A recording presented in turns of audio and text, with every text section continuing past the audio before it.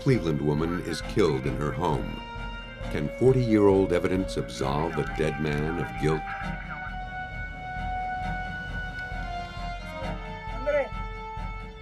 A stormy argument ends with a gunshot. To investigators, the situation screams murder, until years later, when forensics throws new light on it. 2 homicides, 1 suspect. But the evidence needed to make the case was buried long ago. Will an exhumation put the final nail in the killer's coffin? At a murder scene, police must wring the full meaning from every available clue. But when the evidence is inadequate, detectives must return to the victim to make their grave discoveries.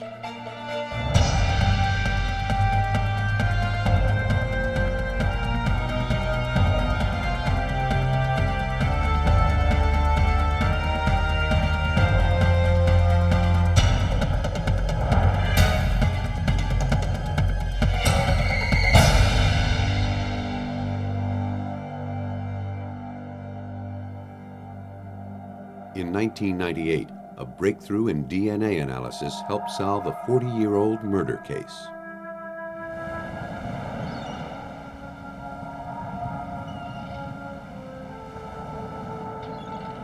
At sunrise on the morning of July 4th, 1954, Dr. Sam Sheppard slowly came to on the Bay Village, Ohio shore of Lake Erie. The events of the pre-dawn hours flooded back to him like a nightmare. Fearing the worst, he staggered into the lakefront home he shared with his wife Marilyn and their young son, Sam.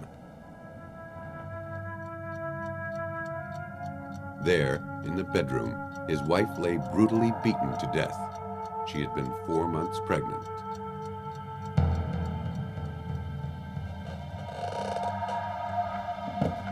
Dr. Sheppard told police he was awakened on the downstairs couch by his wife's panicked cries. When Sheppard rushed to help her, he was attacked by a tall intruder. The resulting fistfight ranged from room to room and ultimately spilled onto the beach. There, the doctor was dealt a knockout blow to the neck. A bag of the Sheppard's jewelry was found near the house, suggesting that the couple had interrupted a burglary. But the police work was soon overshadowed by rampant speculation. In the rush to justice, the shadowy intruder was forgotten. Sam Sheppard became the only suspect. But a few people refused to believe Sheppard was guilty and were determined to prove his innocence decades later. In the early 1990s, Cleveland attorney Terry Gilbert began studying the case and felt that Sheppard was railroaded by a cursory look at the evidence. Dr. Sam Gerber, the coroner, had concluded within an hour or two after being at the crime scene that they had their man and it was Dr. Sheppard. It was a death by domestic homicide.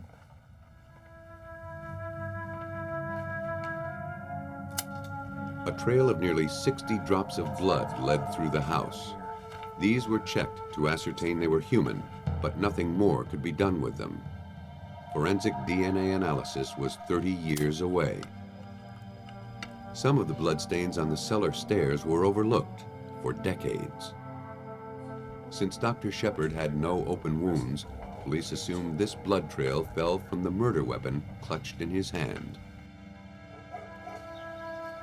Forced entry marks on the door to the basement were never entered as evidence. Despite obvious signs an intruder had penetrated the house, Dr. Sheppard was arrested for killing his wife. The coroner staged a public inquest. Dr. Sheppard was grilled on live television for 5 hours without his attorney. The media grabbed hold of it and sensationalized this murder. The Cleveland Press, through editor Louis Seltzer, every day ran articles about solving the Sheppard case. Why is Dr. Sheppard not indicted? Why is he not in jail? Cartoons showing him running through the house with some kind of a murder weapon dripping blood. Local officials hurried to close the high-profile case. The trial began just 2 months after Sheppard's arrest. The coroner testified that the blood found throughout the house was human. It was assumed that it came from the victim. The prosecution argued that the doctor had faked his own neck injury. The jewelry bag was also presented as phony evidence of burglary. It was just a complete travesty of justice in terms of how that trial emerged during that time. And he was convicted. It was a foregone conclusion. He did not have a chance. We, the jury in this case, being duly impaneled and sworn, do find the defendant, Sam H. Shepherd, not guilty of murder in the first degree, but guilty of murder in the second degree. Dr. Sheppard was sentenced to 35 years in prison. But his family challenged the verdict, refusing to give up. A month after the conviction, they brought in forensic expert Leland Kirk to examine the blood spatters in the house. His analysis of several stains in the bedroom undermined the state's argument. 2 blood stains larger than the spatters in the bedroom stood out to investigators. Their size and round shape suggested a puncture wound. The victim may have bitten her attacker. In Kirk's view, evidence strongly indicated a third person was at the scene. But the court wouldn't hear a word of it. In 1959, 5 years after the murder, the case took a strange twist. Just hold it closer to your chest. Thank you. Look into the camera. Cleveland handyman Richard Eberling was arrested for robbing a home where he worked. And police found among his spoils one of Marilyn Sheppard's diamond rings. At his interrogation, Eberling, who resembled the man Sheppard and witnesses described, unwittingly volunteered some incriminating information. He said he had cut himself at the Sheppard's house the week of the murder, which would explain any strange blood found there. But he couldn't have known that investigators had questioned the bloodstains. It sounded like a killer's alibi. Even so, the county prosecutor refused to look at this new evidence. How much does it cost? On July 16, 1964, a federal district court ruled that Sheppard was denied a fair trial. After serving 10 years in prison, he was released and granted a retrial. Evidence that was ignored, misread, or suppressed would finally be seen. For his second trial in 1966, 2 years after his release, Dr. Sheppard had rising legal star F. Lee Bailey handling his defense. Well, how do you explain his conviction in the first place? It was a result, according to Judge Weinman, and in my opinion, of mass hysteria generated by an overzealous press. Were you in on the case at the beginning? No, I've only been a lawyer for 4 years. He's been in jail for 10. Bailey eroded the prosecution's case point by point. After years of neglect, the forced entry marks on the cellar door were entered as evidence. Bailey also argued that traces of a possible intruder were lost when the victim's body was prematurely washed by the coroner. Finally, a doctor testified that the fractured vertebra in Sheppard's neck could not have been self-inflicted. 12 years after the murder, the focus of the case switched to the mysterious intruder.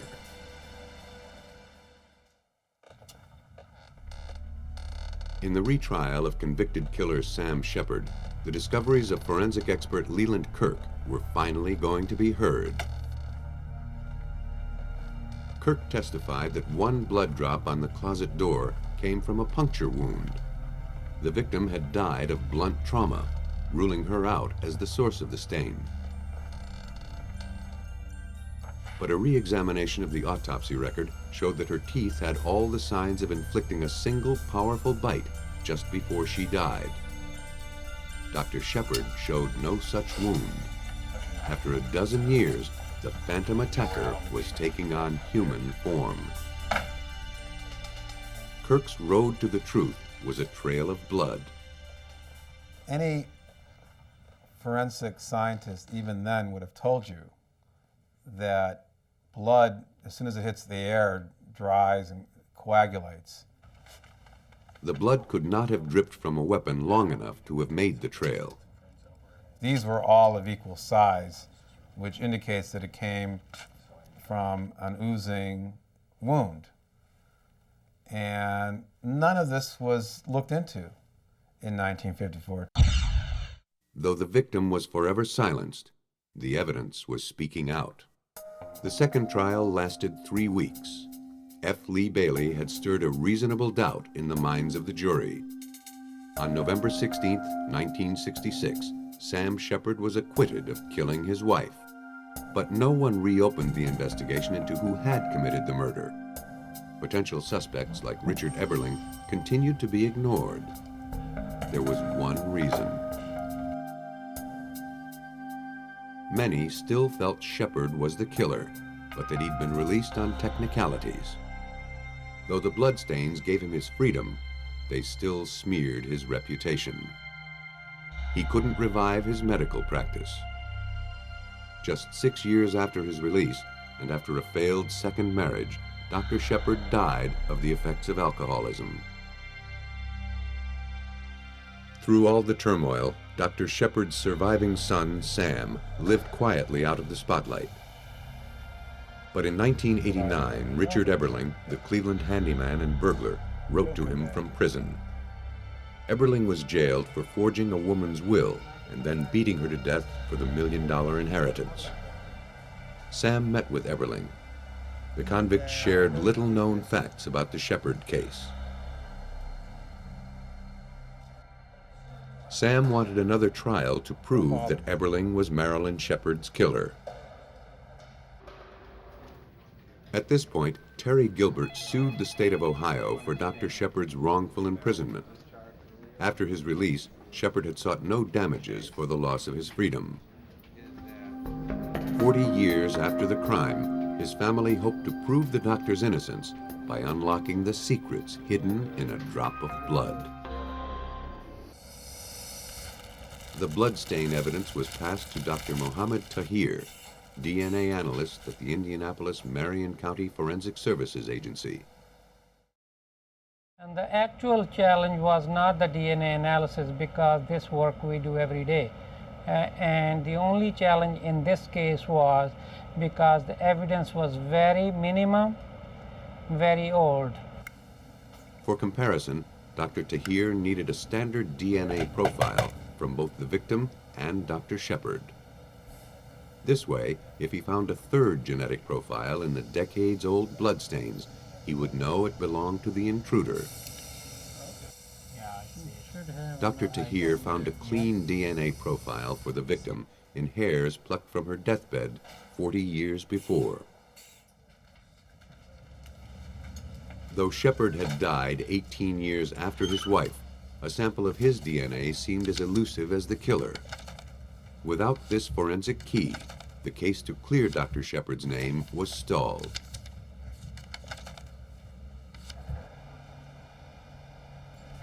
Then the doctor's son thought he had a first-class source of his father's genetic material.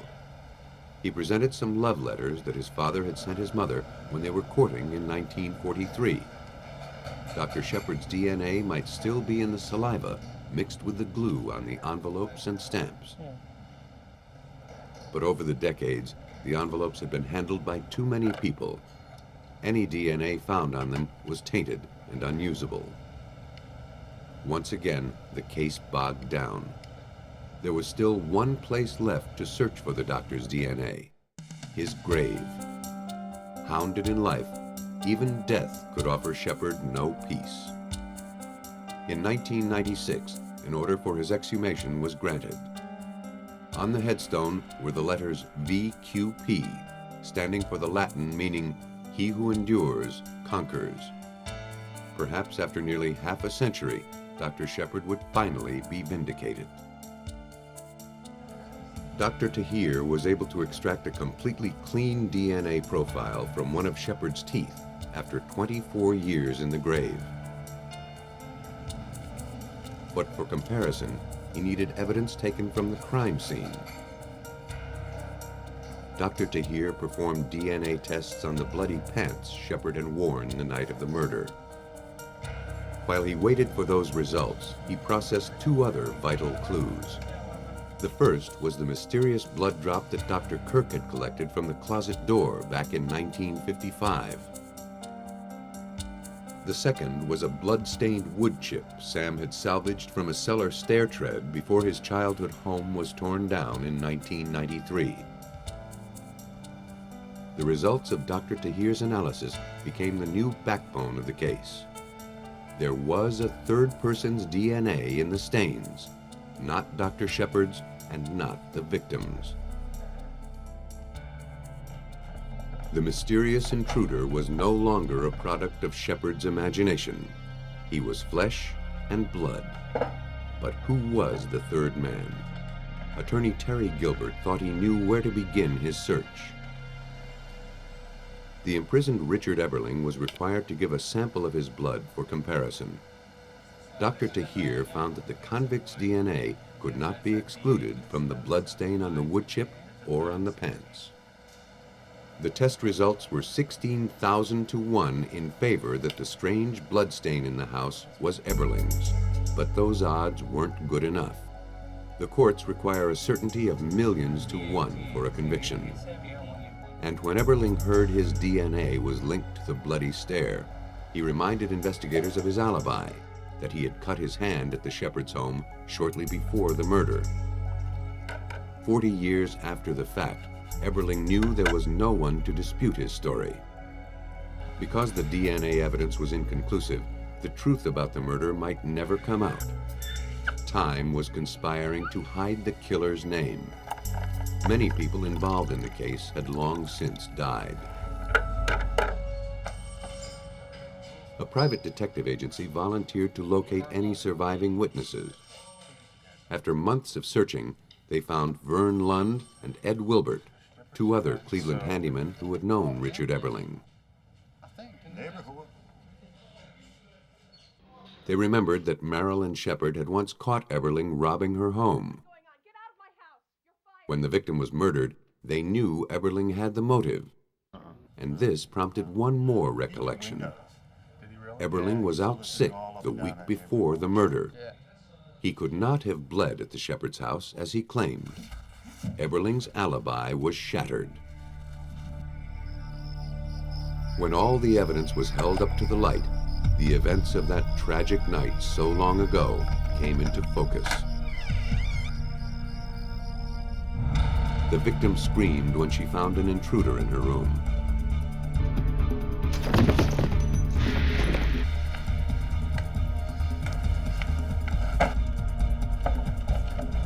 Dr. Sheppard rushed to her aid, but was knocked unconscious.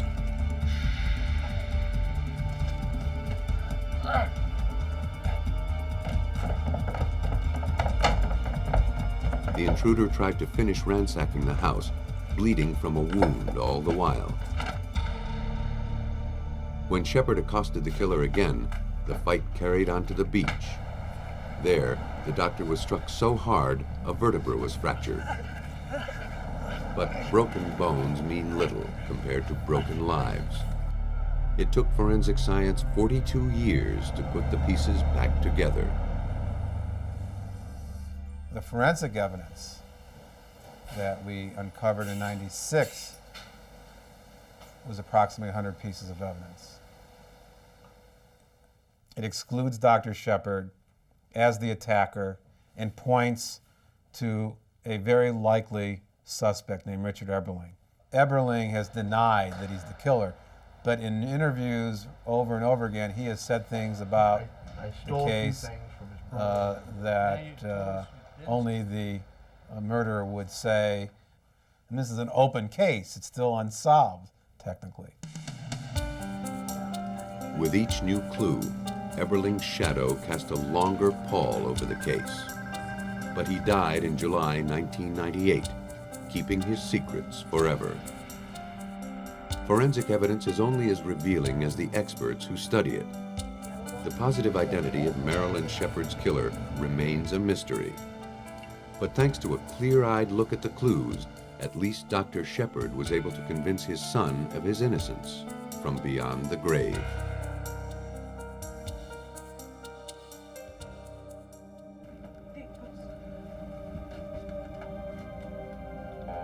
Assumptions at the crime scene can shape or distort an investigation.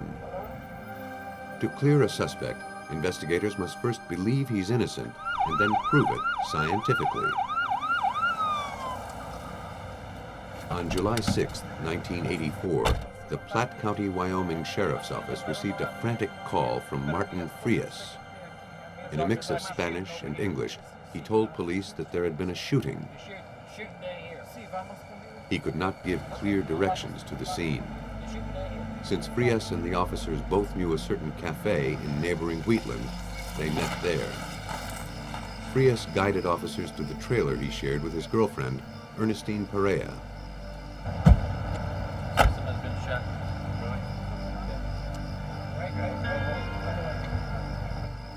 A grim scene awaited them inside.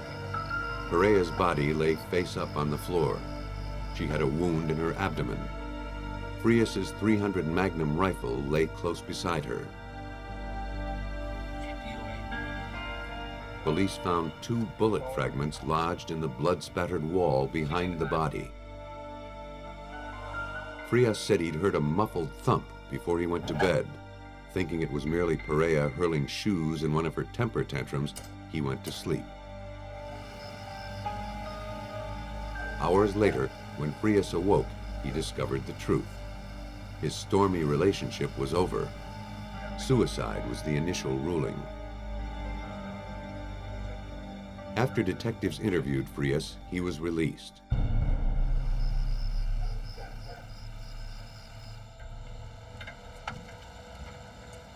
Then a coroner examined the victim's remains more closely.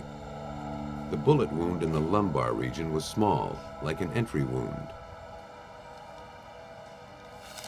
Police felt it was impossible for the victim to shoot herself in the back with a rifle. All the clues now pointed to homicide. But not everyone was convinced that Frias was a murderer.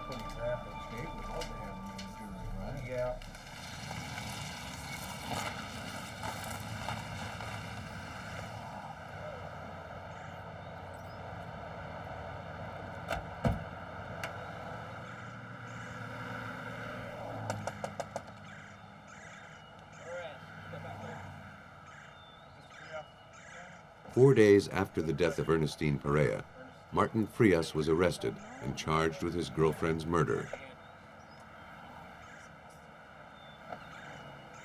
Frias's attorney, Robert Moxley, believed in his client's innocence from the beginning.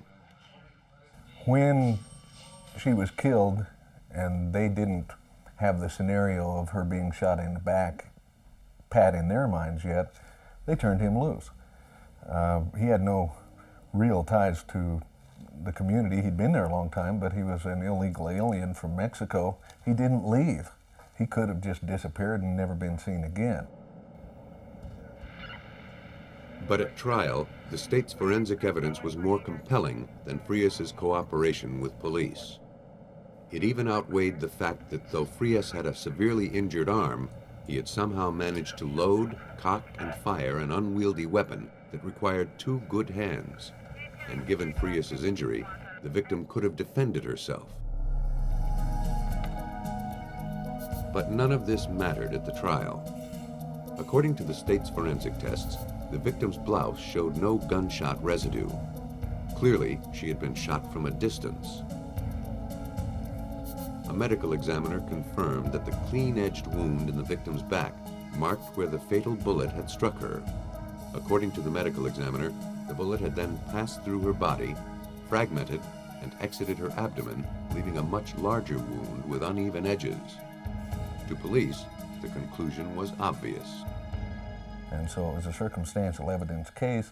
If she was shot in the back, and if he was there, if his fingerprints were on the gun, well, then they could make a case that he had done it. The jury agreed. Martin Frias was convicted of the second-degree murder of Ernestine Perea.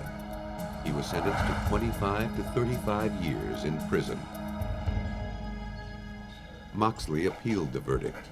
He believed the forensic evidence had not been fairly explored.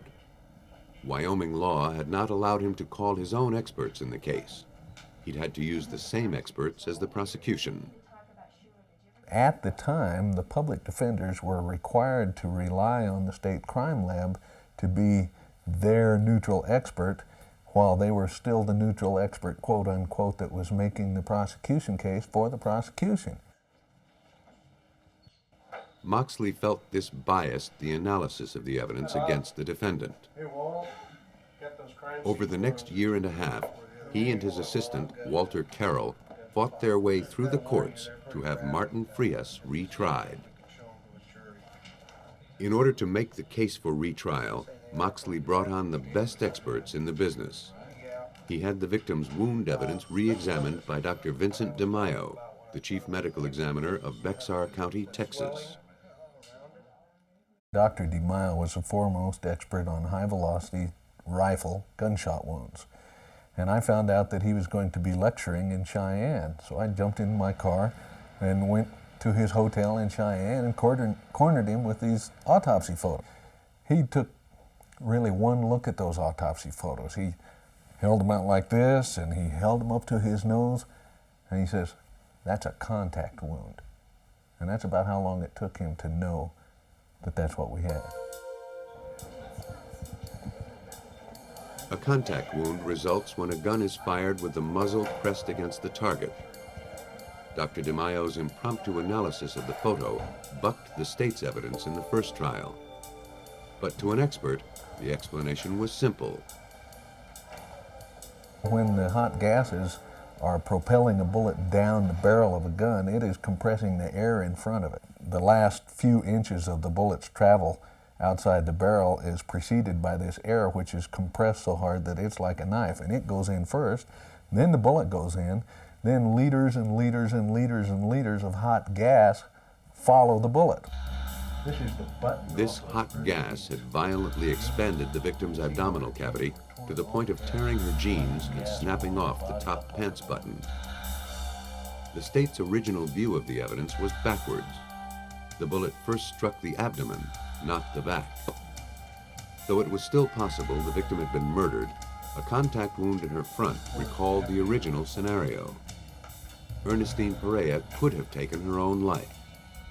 But only new tests would confirm this radical take on old evidence. The victim's remains had long since been buried, but police still had her autopsy x-rays and the blouse she'd worn when she died. When DeMaio's findings were presented to the Wyoming Supreme Court, the case was reopened. Martin Frias was granted a retrial. In preparation for the new trial, along with DeMaio, Moxley brought in Robert Lantz, director of the Rocky Mountain Instrumental Laboratories in Fort Collins, Colorado, to examine the case. Mr. Moxley had asked me for my opinion, too, as far as whether or not it was at all likely that the bullet had come into her backbone from the front or from the back. After all, it's impossible to shoot yourself in the back, or at least very difficult. And so he first asked me that. I looked at the x-rays and said, this simply doesn't seem right. But no side view x-rays of the victim's torso had been taken in the original autopsy. And Lantz couldn't conclusively tell from frontal x-rays which direction the bullet had traveled.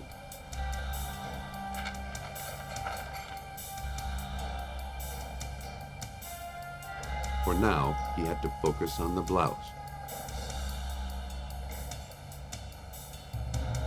With a stereo light microscope, Lantz observed that the fabric around the bullet hole in the front of the blouse was scorched and melted.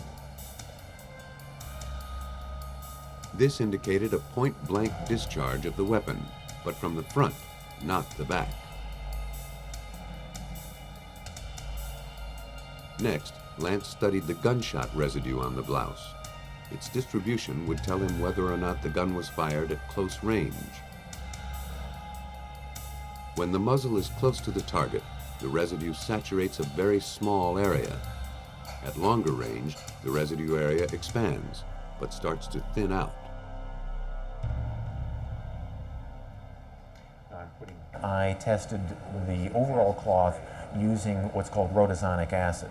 The rhodazonic acid is very useful to give me a pattern of the gunshot residue so that I can make an estimate of what the firing distance was and to see whether or not there is more gunshot residue on the front of the shirt or on the back of the shirt.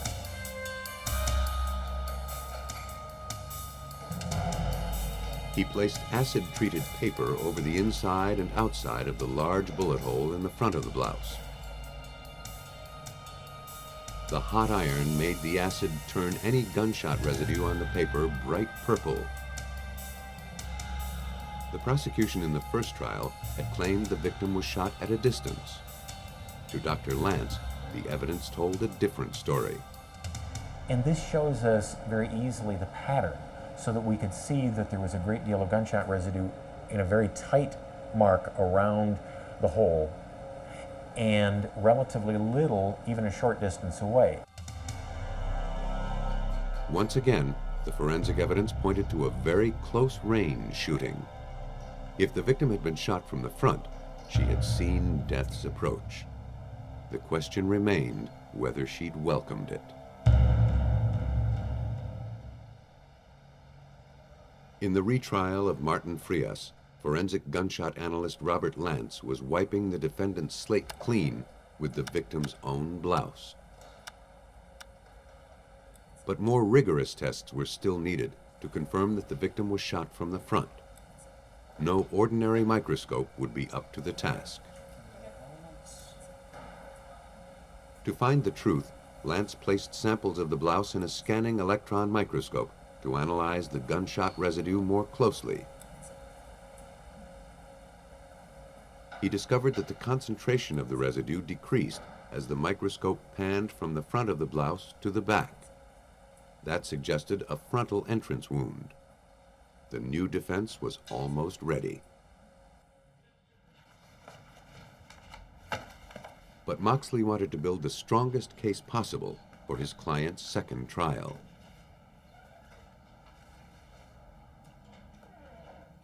A blood spatter expert proved that Perea was seated on the floor when she was struck from the front. Of the wall where the blood splatters were. A ballistics test proved that the slug had expended its energy before striking the spine, breaking up, and exiting the body, again suggesting front entry. Medical records showed that the victim had been hospitalized for attempted suicide several times in the past. And Perea's fingerprints on the gun were oriented as if she'd held it upside down, thus bringing the trigger within reach.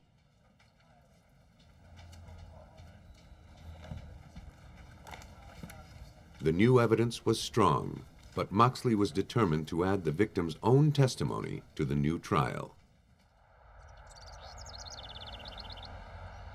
We got the family's permission to exhume the body, and we did another autopsy.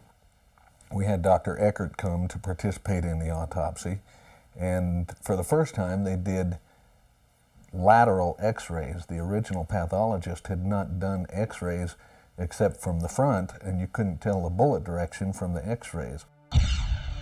The side x-rays showed bullet fragments and fragments of vertebrae that had been pushed between the victim's spine and the skin of her back. Only a bullet speeding through from the front could have left this kind of damage in its wake.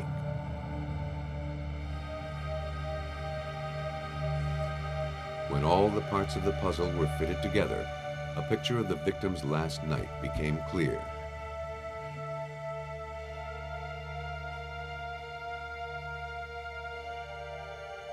After an argument with his girlfriend, Martin Frias fell asleep in another room. Anger, depression, and a high blood alcohol level drove Ernestine Perea to make a final suicide attempt. She sat on the floor with the rifle resting on her extended legs. But the instant her troubles ended was the very moment her boyfriend's nightmare began. We convincingly proved just exactly how Ernestine committed suicide.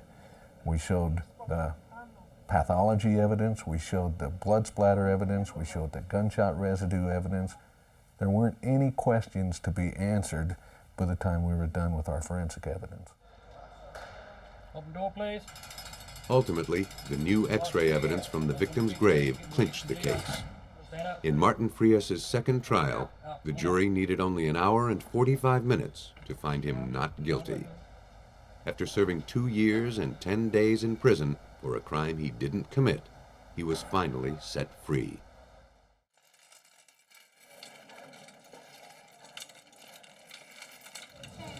Exhumations are an investigator's last resort. The forensic evidence taken from the grave can either acquit or convict.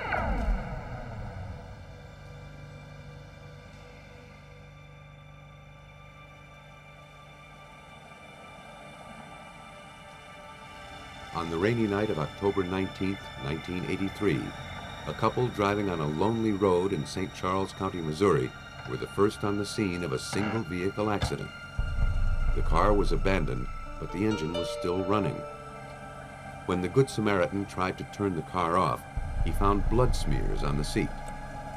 Then he saw a woman lying in the shadows beneath the dashboard. She was barely breathing. Police from the St. Charles County Sheriff's Department noted the heavy odor of gasoline throughout the car. The threat of fire made them hurry to pull the victim to safety. Ma'am, can you hear me? When the woman's blonde wig slipped to one side, rescuers saw just how badly she was hurt. We've got help on the way, okay? Detective Ed Copeland feared for her life. At that point, while I was down in the car, I could feel that the back of her head had trauma to it, or it just didn't feel right, like a skull should feel.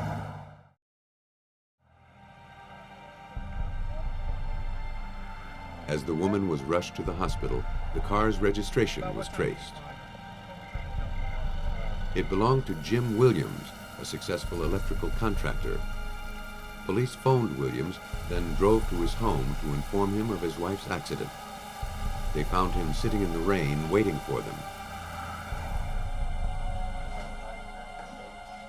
At the hospital, doctors told Williams and his youngest son that Sharon wouldn't survive her massive head injuries. Jim Williams signed the forms allowing his wife's removal from life support. She died later that day. Jim's friend, Joanne Nthis, tried to console him. Then, 3 months after the accident, their roles were reversed when her own marriage hit the rocks. After a bitter quarrel, Joanne's husband, Walter Nthis, a band singer, stormed out into the cold December night wearing only a blue warm-up suit. Hours passed, but he didn't come home. Joanne Nthis told police he'd run off. She suspected he was having an affair. But Captain Wes Simcox of the St. Charles County Sheriff's Department said Walter Nothis's absence didn't seem planned. It was extremely bad weather. It was very cold. There was snow on the ground. Walter was not dressed for that type of weather, and she was concerned about his well-being. Walter Nthis didn't return that night.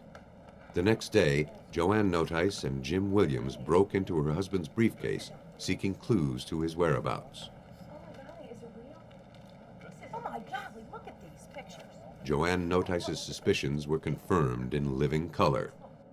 The briefcase held steamy photos of her husband in the arms of his backup singer. A group of friends was organized to search for Walter. Jim Williams volunteered to scout the parking lots at the airport. There, he found Walter's car. He drove it back to the Nthis house before he told police of the discovery. Joanne Nthis was disturbed, and so was any trace evidence that might have been left in the vehicle. Though police appreciated Jim Williams' zeal, they were also suspicious of it. Captain Simcox felt that Jim Williams' kindness to the missing man's wife seemed to overreach the bounds of friendship. The evening after Walter's disappearance, Jim stayed at Walter's home with Joanne. That's something you just do not do, friend or not. There were several other things where there had been relationships between Jim and Joanne, neighbors saying that they'd had what appeared to be a love affair going.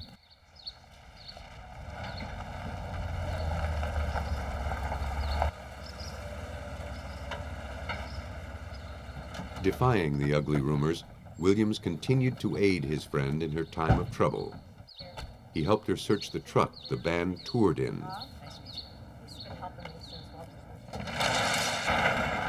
If Walter Nthis had deserted his wife, she'd need bank records or securities he might have stashed there.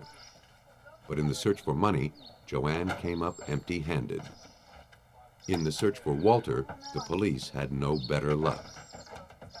New Year's Eve came and went, with Walter Nthis missing his band's best playing gig of the year. He needed the money. Police thought he would have shown up, if he were able. None of Walter's friends or band members or family members could verify that in fact, he had left the country or the state or had gone somewhere. So it was our opinion that, that foul play was involved, but here again, we couldn't find anybody. Police stepped up the investigation of Jim Williams. They learned that just 2 weeks after Walter's disappearance, he was making plans to sell his house and move in with Joanne Nthis. Detectives questioned Jim Williams' children. His youngest son, Brett, still lived nearby. He told police he thought it odd when his father ordered a flower box built in the dead of winter at the house he was trying to sell. But the young man told police he had gotten an even more disturbing surprise.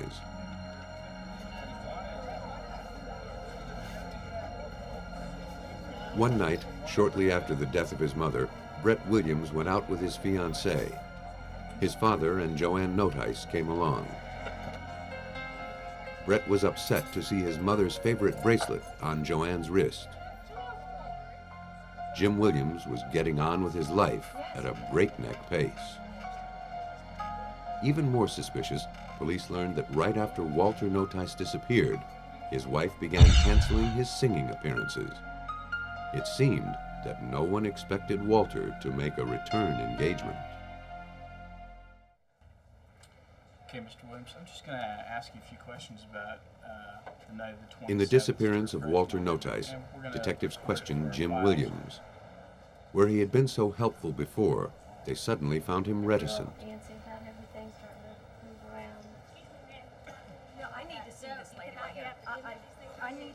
When Joanne's turn came, she was still angry over her husband's desertion.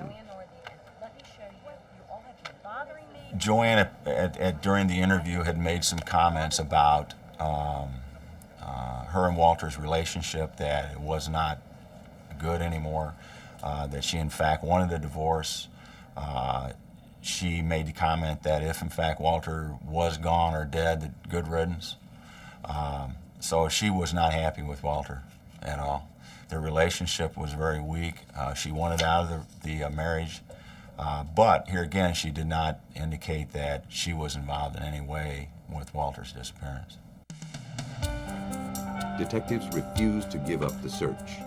They combed Williams' job sites and his property, looking for clues. But Walter Nthis was nowhere to be found. It was as if the earth had swallowed him up. In April of 1986, 6 months after Joanne Nthis had divorced her husband, she and Jim Williams tied the knot. Neither suspected it would soon become a noose. Then a coincidence sent police down a familiar road, but with a brand new point of view.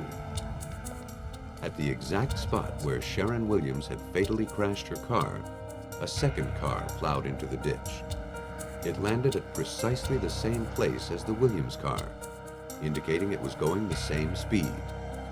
But this driver emerged without a scratch. Investigators began to rethink Sharon Williams' death. The connection between the death of Sharon and the death of Walter was made when one of the officers that was at the scene had called me and asked me if I recalled that accident and who the husband of this woman was. And of course it was Jim Williams. With no new clues to Walter Nthis' disappearance, investigators took a closer look at Sharon Williams' fatal accident. In October of 1986, when Chief Medical Examiner Mary Case studied the accident report, she finally saw what others had missed. My opinion after reading all of that material was, I think that it is highly inconsistent, this injury that she has, with the accident. I think it's very likely that she had a homicidal assault, blunt trauma to her head, someone beat on her head and caused her to die. This meant the accident might have been staged, but Case couldn't prove it based on the old report. There wasn't enough to implicate a suspect. By this time, the only concrete evidence lay at the bottom of Sharon Williams' grave. In April of 1987, almost 4 years after Sharon Williams was buried, her remains were exhumed and re-autopsied. The body was very well preserved, and after the autopsy, I made the diagnosis that her cause of death was the head injury, a massive craniocerebral trauma, and that the manner of death was a homicide. Dr. Case's suspicions were confirmed. The accident was now a murder, and Jim Williams was the prime suspect.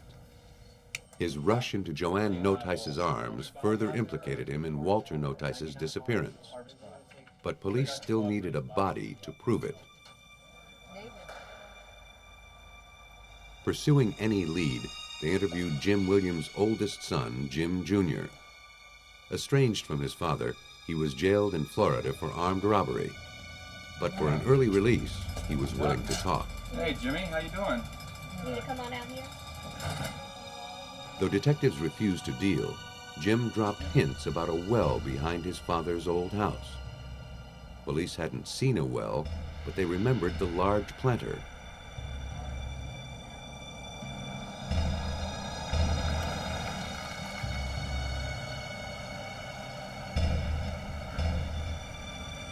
Detectives returned to the suspect's former home. There, they served a search warrant and examined the flower box that Jim Williams had commissioned 4 years earlier. As police dismantled the planter, they broke open the case.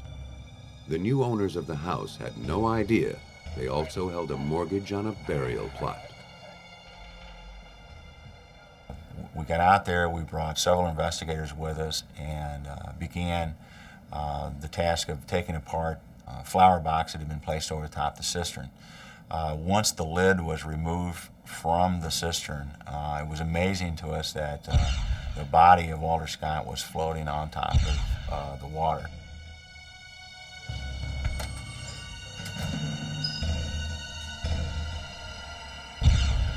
The body was still clothed in a blue jogging suit.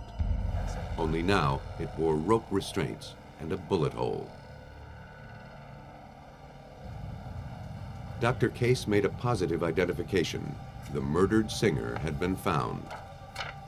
The x-rays revealed the betrayal. Without even doing an autopsy, you know this is a homicidal death. He didn't bind himself up and get in there and die either from natural, accidental, or suicidal causes. Somebody did this to him. An autopsy confirmed that the victim had been shot once in the back. Though police had suspected foul play almost from the beginning, forensic science uncovered the entire murderous scheme. Investigators believe that in October of 1983, Jim Williams bludgeoned his wife with a pipe or a crowbar. He then drove her to the country road where he staged the wreck. After he doused the car with gasoline, he started a small fire, hoping to incinerate the evidence. Then he left her for dead, but the rain put a damper on his plan. Though Williams failed to kill his wife with a blow to her head, he finished the job with the stroke of a pen. Only 2 months later, he ambushed Walter Nthis. He bound the body and lowered it into the well, successfully hiding it for years.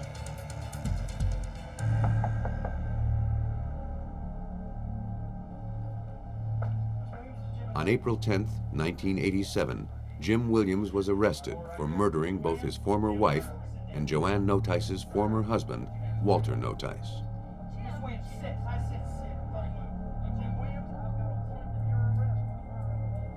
In 1992, Williams was convicted of 2 counts of first-degree murder and sentenced to life in prison. Joanne Nthis got 5 years for hindering the prosecution.